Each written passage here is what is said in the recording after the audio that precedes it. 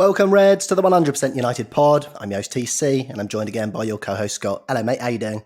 Good, thank you. How are you? I'm good, thank you very much. Good. Looking forward to the season. Yeah, looking forward to this transfer window being over. No, well, I hope it goes on for a bit longer with the way we're moving. On today's show, we look forward to the Premier League season. United's friendly with Aston Villa and catch up on all the latest transfer rumours and news. First day, Scott. Boys back in action tomorrow. Premier League returns. Bit weird not having United not playing on the opening weekend. Yeah, it is. It is. It'll be a strange one. I've still earmarked next weekend as being the opening weekend, so tomorrow's just a bonus set of fixtures, right? Yeah, the excitement's not there, is it? No chance. Very, very weird. And of course, we're looking ahead to the new season, and that's one place to start, isn't it? We're going to be 3 points behind from the off, which is not a great start, not of our own doing, I suppose. Yeah, that's a good point. Yeah, but hopefully we'll see some drop points. Hoping our old rivals will knock some lumps out of each other in the evening kickoff, and possibly Leeds stealing a cheeky point or three. Yeah, or Fulham doing something against Arsenal, right? That should be a fun one. Let's talk about a rival, shall we? Yeah. Look, we are back in action tomorrow afternoon. It will be shown later on, the highlights on the Villa website and MUTV as well. But we'll get to see our boys back in action, which is pretty cool. And our first sighting of Donny van der Beek in a United shirt. Absolutely. I wish MUTV would have let me know a week ago before I did my renewal that they were going to do a half price deal. Having a laugh. Unbelievable. It's horrible when that happens, isn't it? When you buy something and then they start chucking around deals and you think, hang about, well, where's my reward for being loyal? Yeah.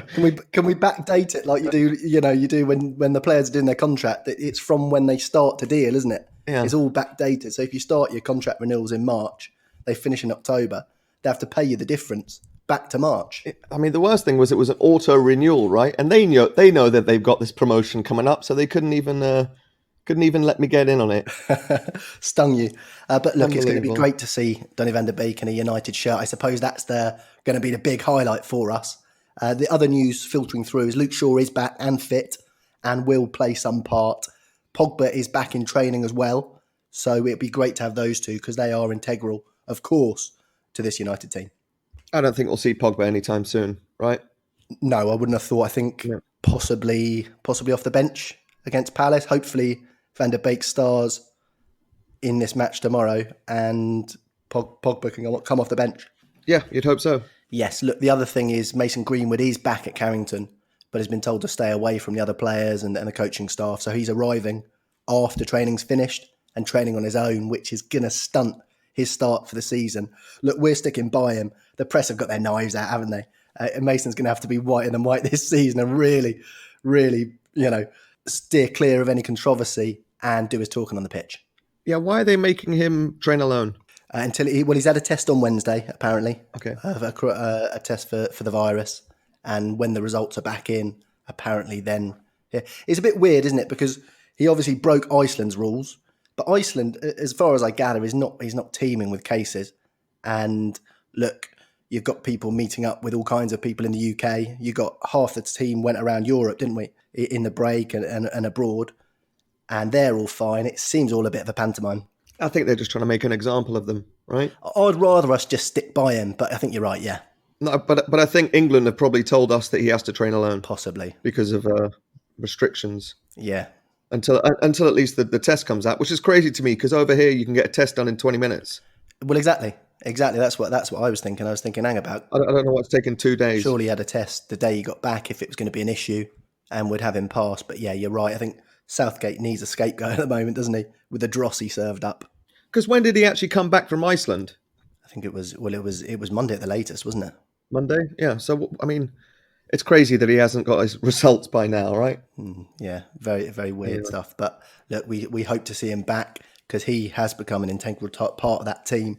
Looking ahead to the new season, got a couple of questions from the fans straight away that have come in about the new season.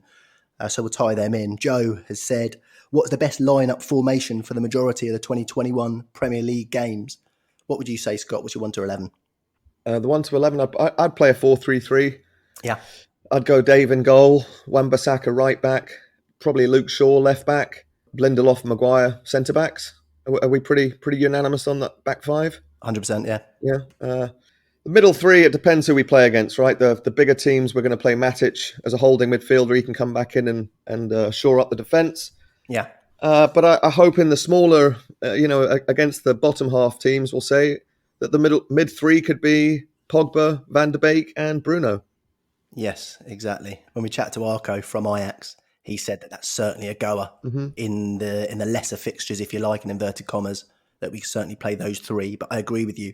For the bigger games, I think we've thrived having a proper defensive midfielder in there in Matic. So I'd go with you with that one. And I guess it's down to form, isn't it? If we're going to play that holder out of Bruno and Pogba and Van der Beek, who is starring, who's putting up the numbers, and yeah.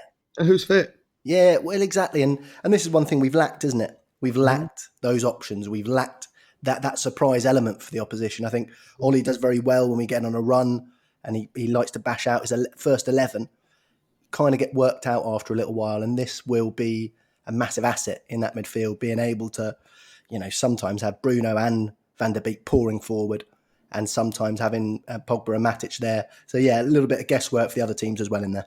It is, yeah. And I hope that we could maybe go to a diamond as well sometimes, or just keep people guessing, right? But when we signed Van der Beek, the first thing I thought of was, great, this is someone to ease the load off Bruno and Pogba, right? So it sort of seems a bit silly to play them all together and have them all knackered. Because Bruno was so tired at the end of last season, we really needed someone with quality to come in and replace him for certain games. Yeah, he really was. And even in terms of bringing people off the bench, right? You've got Van der Beek on the bench. Bruno's having a cracker. He's banged in a couple, 60 minutes. Off he comes. Van der Beek comes on with all those lovely little runs into the box. Totally different player to Bruno. And again, it's just ramming home that point to the opposition and hopefully posting some big scores, because it's something we have started to do, but it's something that's gone out of the club, hasn't it, in recent years? Just going 2 or 3 up and then banging in 5 or 6 and really making a statement. Yeah, you're absolutely right. But if you think of our last 2 games, right, against Copenhagen and against Sevilla, we were praying, begging to have someone on the bench that we could bring on to actually make a difference. Yeah, exactly. So, yeah, that's good to see. What about up front, mate? The front three picks itself, really, doesn't it? Well, it might. It does now, but it might be different in a week. For me, obviously, right now it goes Rashford, Martial, Greenwood. Yes. But someone might come and make it Sancho, Martial, Greenwood. Exactly. And those three, although they all had sterling seasons, they all had periods of time where they could have potentially been pulled out the firing line and someone comes in. And they were all injured for times as well, right? Yes. Martial missed 8 games in September, October. Yeah. Rashford obviously broke his back. Yeah. Greenwood's already in the naughty corner. Mason's on the naughty step, yeah. Yeah, exactly. But yeah, I know some people have been saying, but what about Greenwood's progression? If Sancho comes in, get out of town, load of nonsense. We need those options. We need people coming off the bench. And basically, if you don't perform to a level, you don't deserve to be starting for United anyway. And it's no slight to any of them, but that's the way you get that top level out of all your players. And it's crazy to me now that just because Mason's played a few games on the right, people are thinking that's his natural position, having a laugh. His natural position is number 9, centre forward, and he's sort of progressing into that role. Yeah. What would you say out of that? We've given a starting 11 there. What would you say in terms of the players who really, regardless of little dips in form, are pretty much undroppable in your eyes? Not in Ollie's eyes, in yours. In my eyes, yeah. De Gea. Yeah, I'd have to say De Gea. Yeah, even with Dino breathing down his neck. Yeah, because as I say, I think once we make that decision, it's final. It's not like a left back or a right back that you can bring someone in and he plays a couple of games. Your keeper's your number 1, right? He's your man. Yeah.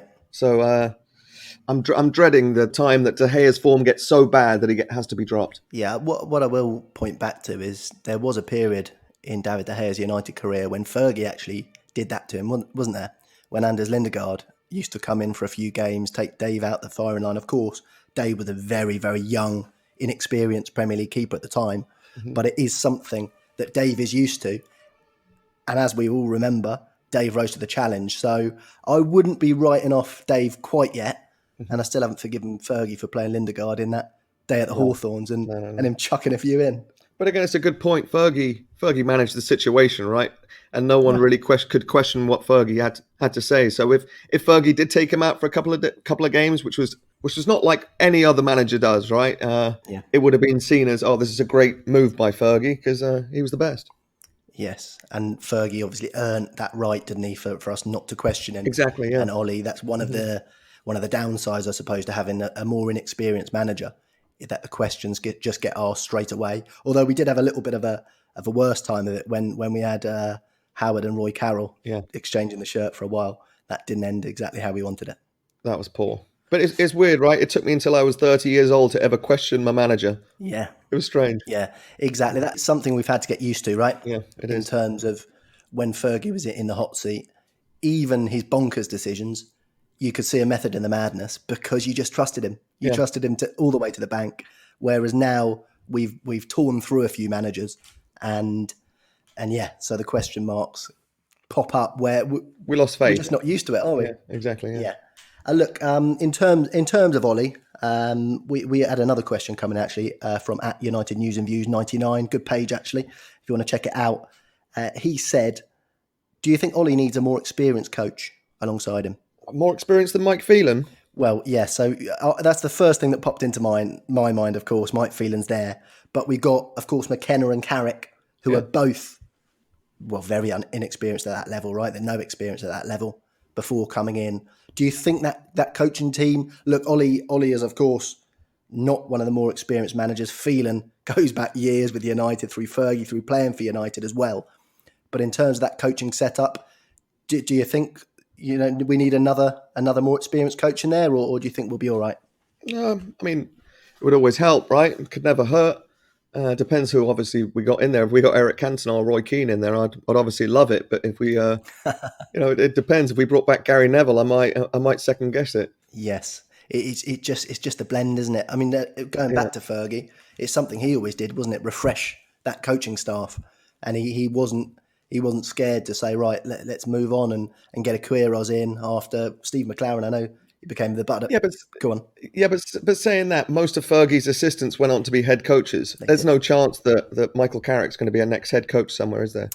Not as it stands. Yeah. It's hard to say, isn't it? We don't see behind the scenes, so it's hard to know exactly what input's going on. I know McKenna had rave reviews lower down in the United system, and Carrick is seen as, I know he worked with Pogba on his game quite a lot. He's seen as a player that the modern day players believe understands the modern game because he's only retired a few years. That's true.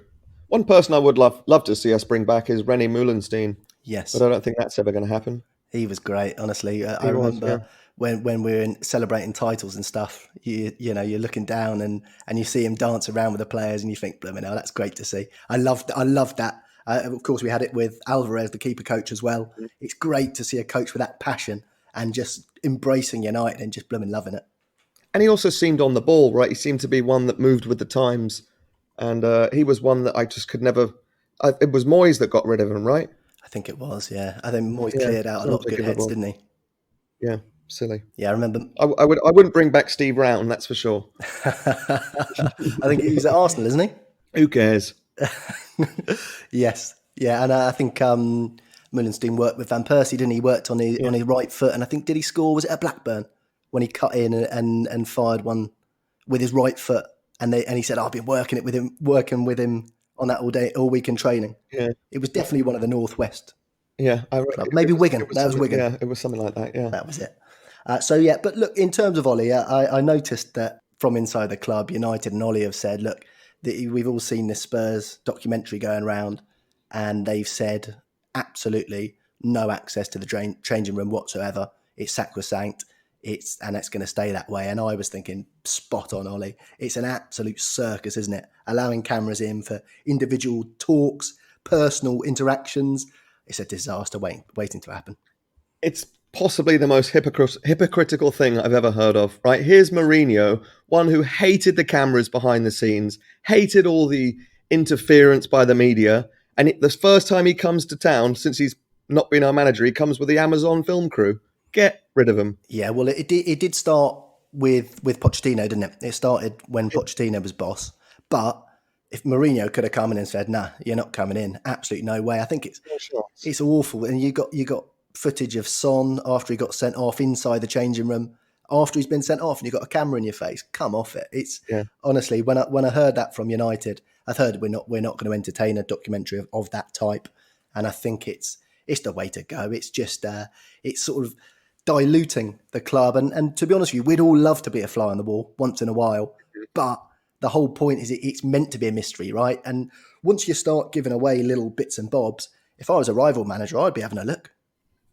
All rival fans digging out how, Pep Guardiola's David Brent dance was maybe the funniest thing coming out of that first documentary. It was absolutely hilarious. And the problem with these documentaries is that, looking at Jose Mourinho and Guardiola from that view, look, I'm not taking anything away from them as managers, but the first instinct for me was, oh, well, they're not all that. Yeah. It doesn't do them any favours at all. So that was good to see coming out of the club. Look, in terms of Ollie, he said he's been talking a little bit about the fact that we can't spend as freely in this summer. He was starting to get me worried a little bit. What do you think about his comments on Tedamengi saying that De Ligt was Ajax's captain at 18, so we've got someone there who can come in and play at centre-back? What do you make of those comments? I thought that they could have been reserved for Axel. I don't know where Axel is getting looked over in this predicament. Yeah, well, and just touching on Axel, actually, Tuanzebe, he is back training. Good. And we should see him in the next few weeks, Ollie said. Good. So that's good to see. Yeah. And you're right. And also, I don't think you want to be comparing us with Ajax, really, in terms of they play in the Dutch league. We've just basically signed one of their very best players, and we're not even sure he's going straight into the starting lineup. So, as I say, Ajax have been absolutely class as a club in their dealings with us. But, you put that Ajax team in the Premier League and it's not going to be winning it anytime soon. That could just be buttering up Van der Sar a bit more as well. It might well be.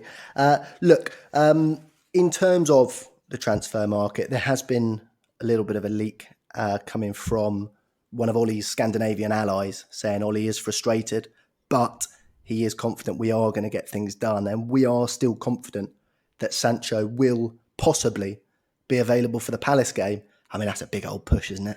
Yeah, but we managed to get Van der Beek done in a couple of days. And I mean, if you read reports, all the agents, all the players' wages have been done with Sancho, right? So this could just be a couple of days. Yeah, well, I mean, a couple of days added to the 3 months we've been waiting on our blooming backside, Scott. It's just another example of them taking United taking the fun out of a transfer, right? Because hopefully, I mean, God willing, the day comes that we do announce him, and it's just a feeling of relief, right? There's no joy, there's no elation in there. It's just, oh, thank God that this is actually over the line. Yes. I mean, in terms of the Sancho situation, there was a local Dortmund paper saying United be wasting their time coming in with a bid now.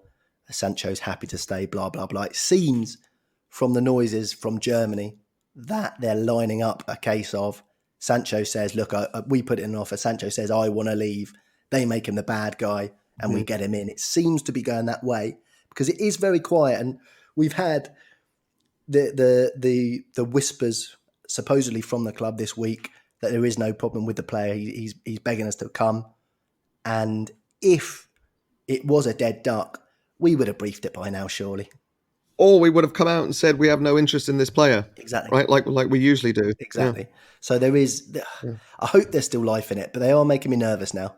I was reading something as well, which is actually pretty sensible, that said, given the fact we are not having a proper pre-season, it's basically just a week. I mean, there are still players who haven't reported back to Carrington. Yeah. And Dortmund did have a full pre-season. It was actually beneficial for him to play in their pre-season, right? Yes. And get up to fitness. Because he hasn't played a game in 80 days. Yep.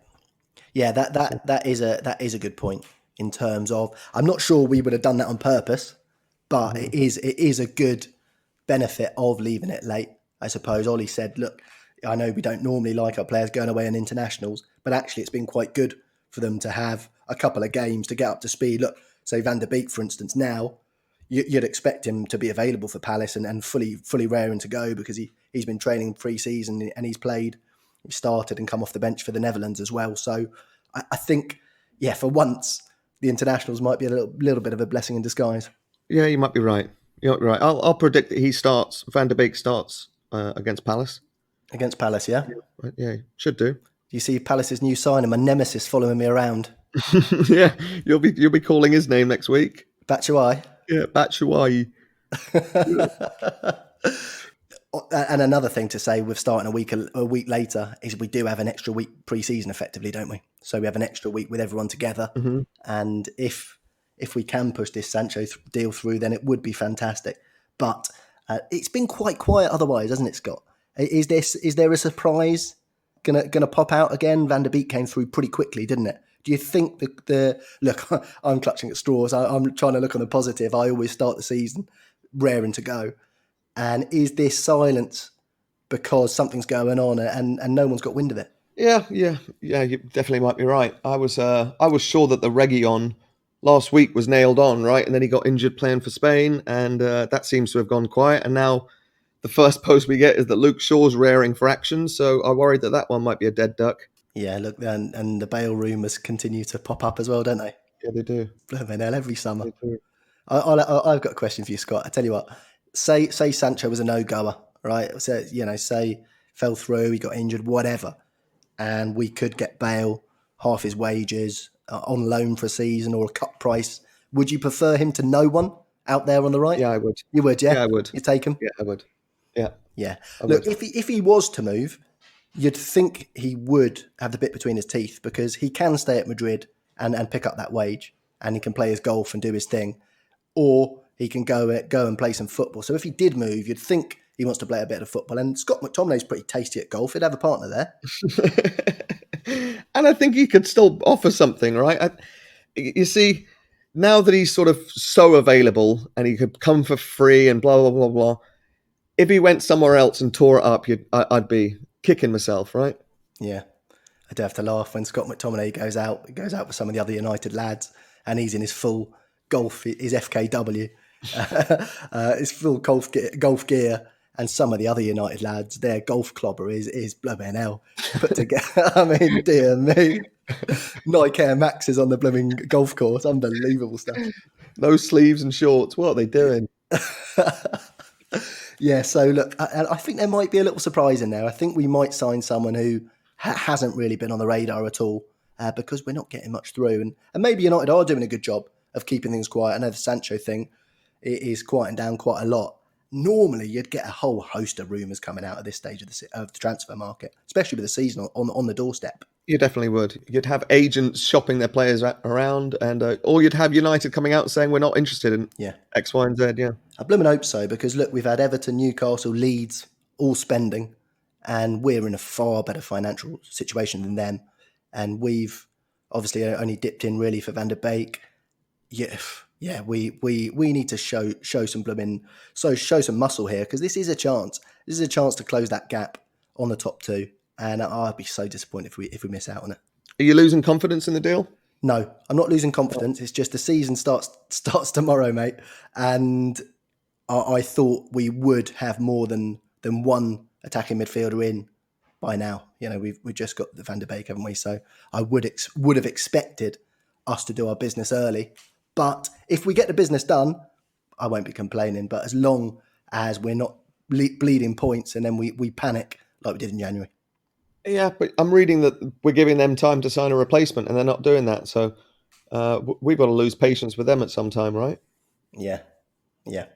Look, Chris Smalling hasn't trained this week either. So it looks like he will be in the outgoing tray pretty soon. He did train. He just trained away from the squad with Rojo. Okay. Yeah. I don't know Rojo was training on his own as well, and he apparently is looking to muscle his way back into the squad. So it looks like Smalling possibly could be on the move to Roma, but I guess it's just wait and see with that one. So we've got Smalling, Greenwood, and Rojo all training on their own separately. Crackers. Yeah, little segregated zones. Mental. Yeah, I wonder if they come in and deep clean after Greenwood's been in the building. What, his bedroom? Oh, leave it out, you. Horrible stuff. And look, if we don't get anyone else in, we'll have to look within the club. And I tell you what, the under-21s had an absolute blinder in midweek, didn't they? 6-0 winners just across the road at Salford. Outstanding display from the boys. Humiliating for Gary Neville, right? He's been given it the large one all week, and he gets smashed 6-0 by a bunch of kids. Hannibal Mejbri is the reason that we got rid of Angel Gomez. He is the real deal, isn't he? Yeah, he is. Scored an absolute peach of a goal. set 2 up and just Oh, that ball through to Alanga yeah, was absolutely beautifully weighted. And I tell you what, pretty good finish from Alanga too. and pretty good cross he put in for the third one too. It was delightful, wasn't it? Yeah, yeah, It was. bossed it. How would you feel if you owned a club, Scott, a smaller club, and we came up against United? What would you be secretly wanting United to win, or what? No, I'd obviously want. I mean, those lads definitely wanted Salford to win, definitely. And if they did, it would have been you'd still be seeing the celebration pictures, even if it was just against the 21s. That miss from that Salford. Oh dear me, that was an absolute belter, wasn't it? Through his legs, hit his wrong foot, and back off the post. That was one of my finishes. Yeah, look, James Garner grabbed a couple of assists as well. A little bit sloppier than he is usually in that first half. Came alive a bit more in the second. Do you think he's still good for a loan move? Because of course we've got another couple of games in the group of the EFL. If we can get out of the group, those are games against men that these boys can play. Do you still see him going away on loan like Dylan Levitt? I would think so. It depends how many games that Solskjaer can guarantee he could play for the first team. But given we got, 6 central midfielders, I can't imagine it's going to be many. Yeah, you know what? He's got the look of a guy who needs that extra challenge. Mm-hmm. I think he's starred, hasn't he, at that level? He knows he can do it. It's in the bag. And like we saw with Pogba, possibly in reserve level all those years ago, he kind of thought, look, I've completed this level. Can I go to the next one? Yeah. So Garner, I think it will be fantastic. I know Levitt's gone to a League One club. I think Garner might be good for a Championship club. Probably, yeah. Probably. Yeah. A quick word for Mark Helm as well. He's been shining in these games leading up. A right little workhorse. And he complements Hannibal and Alanga pretty well. Yeah, they all play really well together, don't they? Yeah, and that centre-back partnership as well. Bernard and Mengi. Well, they look like men amongst men rather than boys against men. Actually, like Nathan Bishop was all right as well. It was the first time I properly watched him. Yes. Yeah, because Carney's been struggling a little bit in recent games. Yeah. So, yeah, it was good to see him in action as well. One of our collection of many, many goalkeepers. Well, one of the dozen. Yes. Yeah. And look, the under-18s are actually in action tomorrow as well. So that's one to keep an eye on. I believe it's 12:30 kickoff as well. In terms of the women's team, a bit of a US invasion going on. Heath and Press signed as we suggested they would. And Alessia Russo, right at the death there, signing for United. She's English, but she's come through the US college system, which we all know has a really, really high level in the women's game. Yeah, bring it on. Yes. So, yeah, good to see. Look, we got a few more questions to answer from the guys out there. Thanks for them. Keep them coming in. And Nick asked, even at his best, Fred isn't United level. So why are we keeping him? Bit harsh? Yeah, I think it's a bit harsh. First half of last season, he was United's level. Yes, he was. And when he came in the Europa League, he played pretty well as well. Yeah. You got to think in December, it was before we had Bruno and Pogba, right? So he was instrumental in that midfield. He was. And I think if you're looking at people to push out the club, I don't think Fred comes very high up that list at all. Look, I'm always up. If we can replace anyone in the squad with someone better, I'm always up for it. And if they go down to the bench and if they're not United level, I'm always up for bringing someone in. But we struggle for numbers, haven't we? And we know Matic can't play every game before dropping off a cliff. So we need to manage that situation well. And I think Fred's a weird one though, isn't he? He's come in, he's had really good runs of form, and then he seems to go out of the team under a couple of managers. Yeah, he's undervalued, right? He just seems to do a great job completely under the radar. And I mean, as soon as Pogba came back and Bruno was signed, it was a no-brainer, right? It's the same with McTominay. You and me were screaming about how much we love McTominay, but as soon as more quality is there, they got to come in the team, right? Yeah. But Fred and McTominay are both two that I don't see kicking up a fuss when they're on the bench. Yep. Good players to have amongst the squad, and if they are called upon to do a job, they do a good one. Yes, and they're certainly of a level that they can grab the ball by the horns and get into the team intermittently. Certainly, they're definitely of that level. It's just whether they can push on and really put some pressure on the guys in front of them, I suppose. And I couldn't imagine we'd get more than 25 million for him, 30 million for him. Wow, yeah. I tell you what, so we'd lose 25 million in 2 years. It would make sense. Yes, it wouldn't make sense at all. But yeah, so another question came in from Phoenix. What's your favourite pod you've done, Scott? What's my favourite pod? Yeah, of ours. Favourite pod you've done? It's the Scholesy one, obviously. Yeah. I think we particularly enjoy the throwbacks, right? Yeah. I love doing the Cantona one particularly.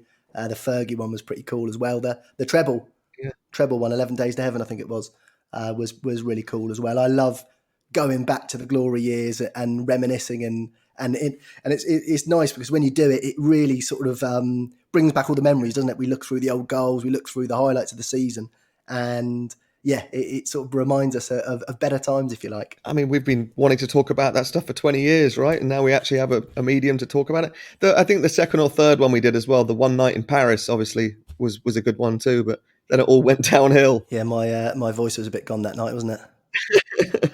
Dear me. Blow the whistle, Rev. I was absolutely shot to bits, I tell you. As usual. Yeah, look, we got a bit of a cheeky question to finish with from Jacob. Should you throw your kid out if he's an Arsenal fan? Funny you say that. My brother has 4 kids, and the fourth one, the name was decided and realised, oh my goodness, his initials are going to be AFC. So they had to chuck another middle name in there to eradicate that chance. So circumvent the problem. Exactly. So now his initials are ABFC.